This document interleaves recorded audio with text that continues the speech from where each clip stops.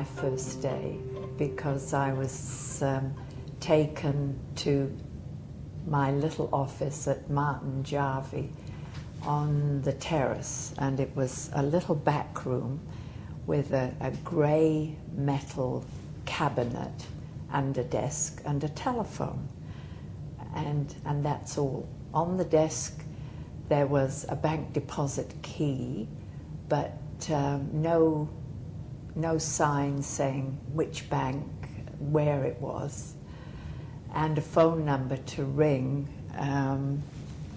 one of the executives, Sue Ford, at the Wellington Hospital, and she would come down and spend the day with me.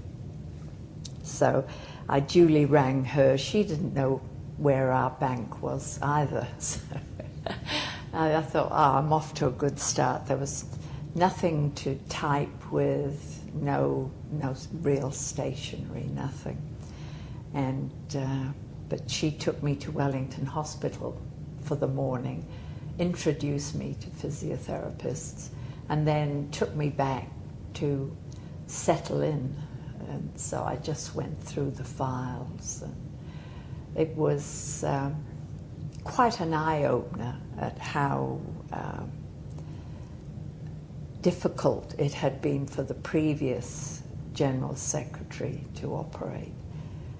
And Michael Lamont, Peter Drury, and a few other people that had interviewed me for the job were really helpful. But of course, they didn't know how the office operated either.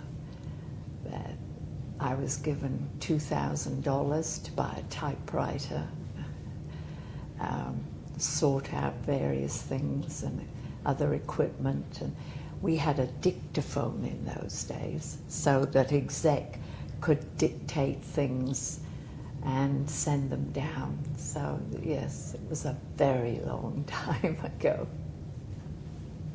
So here I was in my little back office, sole charge they called it, working by myself, and totally reliant on Wellington branch, who seemed to have a lot of information on how the office operated.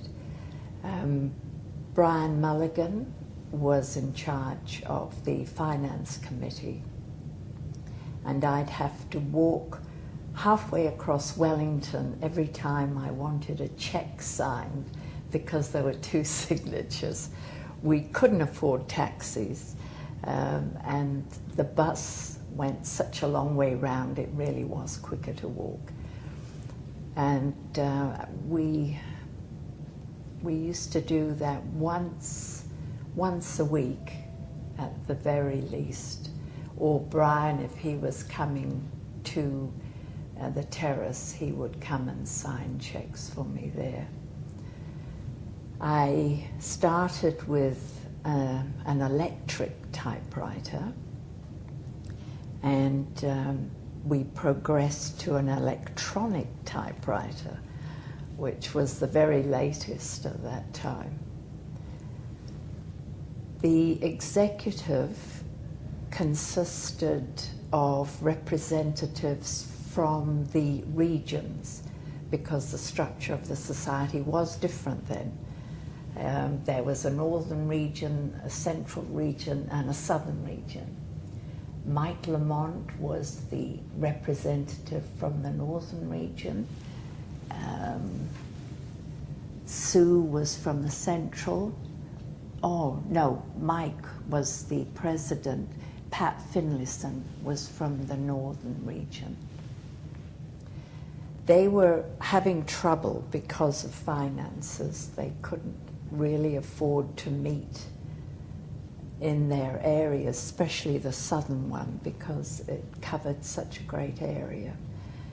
And the Management Review Committee was charged with reorganizing the structure so that communication was better.